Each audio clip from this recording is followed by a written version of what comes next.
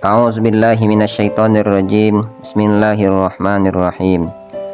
Wa wassaynal insana biwalidayhi hamalathu ummuhu wahnan ala wahnin wa fisaluhu fi 'amaini an ishkur li wa liwalidayk ilayyal masir. Allah Subhanahu wa ta'ala berfirman yang artinya, kami berikan pesan wasiat kepada manusia dari kedua orang tuanya. Orang tua yang mengandung dia, ibunya lemah di atas lemah. Ibu mengandung kita tiap hari makin lemah, tiap hari makin berat dan berhenti menyusui kita sampai 2 tahun. Allah berpesan, bersyukurlah kepadaku dan kepada kedua orang tuamu, dan kepada akulah kamu akan dikembalikan. Allah dengan orang tua tidak bisa dipisahkan. Artinya, jika kita hanya bersyukur kepada Allah, maka Allah tidak akan menerimanya. Imam Sufyan bin Uyainah mengatakan bahwa jika setelah setiap kita selesai sholat 5 waktu, kita berdoa untuk kedua orang tua kita telah menjalankan perintah Allah dari ayat ini, yakni anishkurli wali walidaik, bersyukur kepada Allah dan bersyukur kepada kedua orang tua setiap selesai sholat 5 waktu. Di dalam doa, dia selalu mendoakan kedua orang tuanya. Berarti ini yang disebut dengan anak yang bersyukur atau berterima kasih kepada kedua orang tuanya. Anak yang tidak bersyukur kepada kedua orang tuanya dianggap sebagai orang yang durhaka kepada kedua orang tuanya. Anak yang durhaka pada kedua orang tua, jangankan masuk surga, mencium bau surga pun dilarang oleh Allah Subhanahu wa ta'ala. Karena di dalam riwayat menyebutkan, ridallahu fi ridal walidain wa sukhtullah fi sukhtil walidain. Keridhaan Allah itu terletak pada ridhonya kedua orang tua, dan kemurkaan Allah itu terletak dalam kemurkaan kedua orang tua. Semakin tuanya zaman, semakin dekatnya dengan hari kiamat, dan semakin jauhnya dengan masa Rasulullah Shallallahu Alaihi Wasallam. Anak-anak ini semakin durhaka kepada kedua orang tuanya, sehingga akhir zaman nanti boleh dikatakan tidak ada lagi anak yang berbakti kepada kedua orang tuanya. Ini tanda akhir zaman. Anak-anak sudah tidak mau lagi diurus. Masalah sekolah sekehendaknya, masalah apapun semaunya, atas kehendak sendiri. Kehendak orang tua tidak dipatuhi dan tidak dijalankan. Jibril pernah bertanya kepada Rasulullah Shallallahu Alaihi Wasallam, ya Rasulullah, kapan hari kiamat itu? Nabi mengatakan, saya tidak tahu, tapi akan aku kabarkan tentang alamat atau tanda-tanda kiamat itu.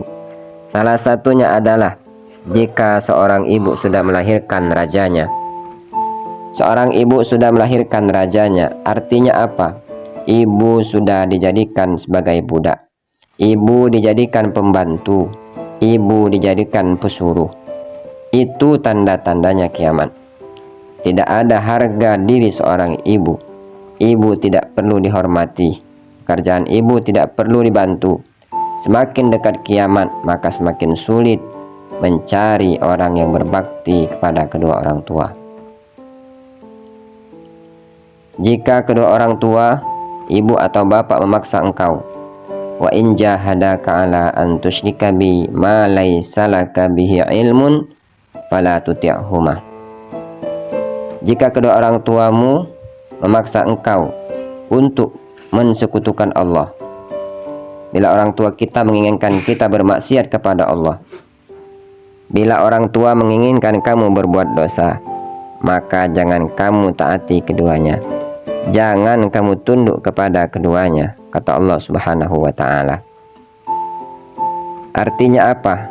Kita taat kepada kedua orang tua jika diperintahkan perintah itu tidak bertentangan dengan perintah Allah Subhanahu wa ta'ala. Jika bertentangan, maka jangan kamu taati. Tapi dalam hal itu saja kita tidak boleh berbuat taat. Selain itu, kita harus temani dia dalam kebaikan. Ayat ini menurut sebagian ahli tafsir turun pada saat sahabat Sa'ad bin Abi Waqqas radhiyallahu an Sa'ad bin Abi Waqqas radhiyallahu an termasuk 10 sahabat Nabi yang dijamin masuk surga. Ibunya orang kafir Quraisy, keberatan anaknya masuk Islam. Ibunya keberatan anaknya masuk Islam. Ibunya berkata, "Wahai anakku, silakan kembali ke agamamu yang dulu, jangan masuk Islam." Sa'ad menjawab, "Tidak bisa, Bu. Saya tidak bisa lagi keluar dari Islam. Kalau kamu semacam itu, mulai hari ini ibu tidak mau makan dan minum lagi. Mogok makan, minum tidak mau, makan pun tidak mau. Naik rumah juga tidak mau, dan dia berjemur di tanah lapang." Sehari dibiarkan oleh Sa'ad bin Abi Waqqas. Ternyata benaran, dia tidak makan dan minum. Hari kedua ibunya tetap tidak makan dan minum.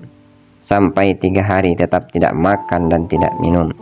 Kecuali jika Sa'ad bin Abi Waqqas kembali ke agamanya yang dahulu. Sampai di hari ketiga, ibunya mogok makan dan tidak minum.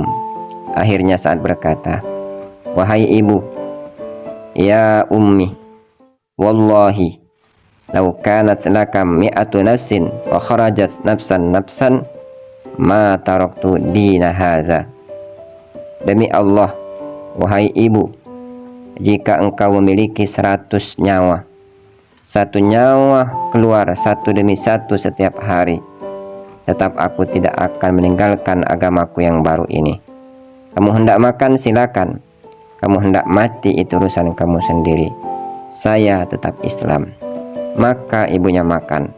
Sudah 3 hari tidak makan. Anak masih tetap dengan pilihannya.